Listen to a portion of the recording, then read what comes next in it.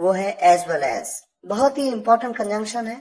इसके एक बहुत ही इंपॉर्टेंट रूल के बारे में मैं आपको इस वीडियो लेक्चर में बताऊंगा, जिससे रिलेटेड क्वेश्चंस अक्सर कंपटीशन एग्जाम्स में पूछे जाते हैं और अक्सर बच्चे इसमें कंफ्यूज होते हैं। प्रॉपर ग्रामर की जानकारी होना भी जरूरी है कंपटीशन एग्जाम्स के लिए। कॉन्वर्सेशंस में कई बार आप ग्रामर का प्रॉपर यूज नहीं करते हैं तो चल जाता है, क्योंकि सेंस से समझ में आ जाता है, लेकिन जब आप लिखते हैं या किसी एग्जाम में बैठते हैं तो आपको प्रॉपर ग्रामर का यूज करना होता है। अब देखिए, पहले जानिए कि जब भी किसी वाक्य में साथ ही साथ का सेंस आता है तो ऐसे वाक्यों में एज वेल एज का प्रयोग किस तरह से किया जाता है। एग्जाम्पल्स आपके सामने हैं। राम पढ़ा लिखा है, साथ ही साथ उसके माता पिता भी पढ़े लिखे हैं।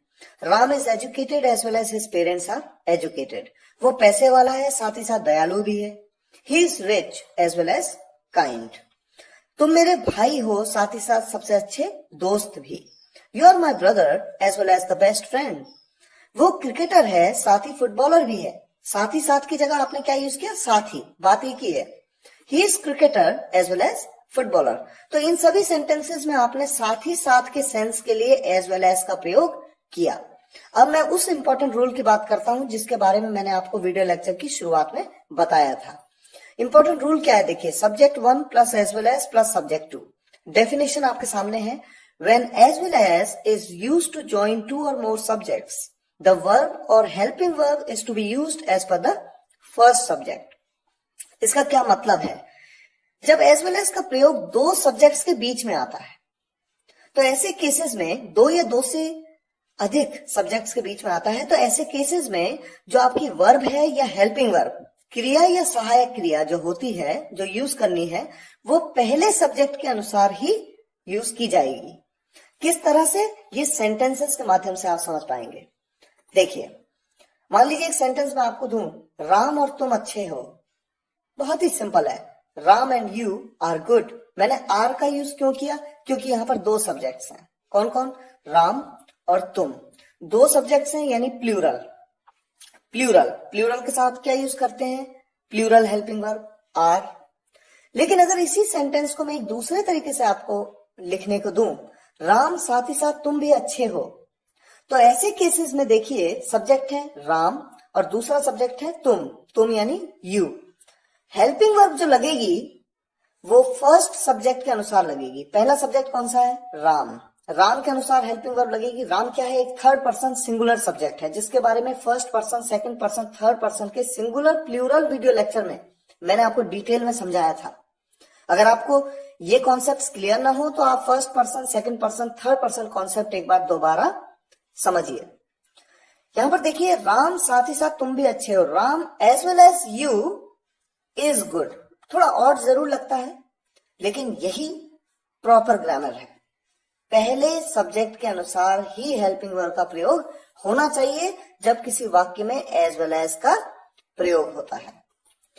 एक और एग्जांपल लेते हैं। मैं और वो दोषी हैं। I and he are to blame. बहुत ही सिंपल। यहां पर दो सब्जेक्ट्स हैं। कौन? एक हूं मैं, एक हो तुम। मैं और वो, सॉरी, एक है थर्ड पर्सन सिंगुलर।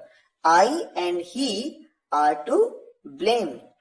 और इसी सेंटेंस को अगर मैं इस तरह से कहूं, मैं साथ ही साथ वो भी दोषी हैं, यहां पर साथ ही साथ के लिए एज वेल एज का प्रयोग करेंगे। आई एज वेल एज ही।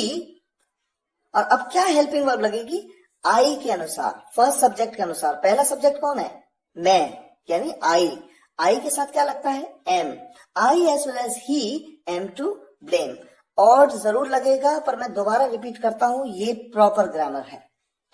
आइए इसके अलावा एक कॉन्सेप्ट और समझ लें, इसी से रिलेटेड है। देखिए, when two subjects are joined by as well as और with, the verb should follow the first subject. मैंने अभी आपको बताया कि एज वेल एज जब किसी वाक्य में आता है दो सब्जेक्ट्स के बीच में, तो हेल्पिंग वर्ब हमेशा पहले सब्जेक्ट के अकॉर्डिंग लगती है। और इसी तरह से जब विद के साथ भी आएगा, जब दो सब्जेक्ट्स को ज्वाइन करेंगे विद के साथ, तब भी जो वर्ब या हेल्पिंग वर्ब का यूज होगा वो पहले सब्जेक्ट के अकॉर्डिंग ही होगा। कुछ एग्जांपल्स मैं आपको देता हूं।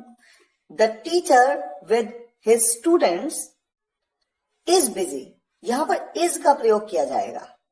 अक्सर इस तरह के क्वेश्चंस कंपटीशन में पूछे जाते हैं। आपके सामने विकल्प दिए जाते हैं इज, एम, आर, और आप यहाँ पर अक्सर आर का प्रयोग करेंगे क्योंकि आपको ऐसा लगेगा कि एक सब्जेक्ट है टीचर और साथ में है कुछ स्टूडेंट्स, तो यानी यहाँ पर कई सब्जेक्ट्स है, प्लूरल सब्जेक्ट है, मोर देन वन, तो आप आर का प्रयोग करेंगे। पर ये सही नहीं है। जब विद का प्रयोग आए या एज वेल एज का प्रयोग आए दो सब्जेक्ट्स के बीच में, तो हेल्पिंग वर्ब या वर्ब हमेशा पहले सब्जेक्ट के अकॉर्डिंग लगाइए। दूसरा सेंटेंस है he as well as I is at home. यहां पर इज का प्रयोग क्यों लगा? क्योंकि पहला सब्जेक्ट है ही। अगर मैं कहता आई एज वेल एज ही, तो आप एम का प्रयोग करते क्योंकि पहला सब्जेक्ट अब क्या होता? आई। तो ये एक इंपॉर्टेंट कॉन्सेप्ट है। और तीसरा सेंटेंस देखिए बहुत ही सिंपल है, he and I are at home. यहां पर एंड का प्रयोग किया गया है। और जब मैंने आपको एंड के बारे में बताया था, कंजंक्शन है एंड, जब मैंने इसके बारे में आपको एक सेपरेट वीडियो लेक्चर में बताया था, तो मैंने आपको बताया कि एंड के साथ क्या यूज होता है? Are. He and I are at home.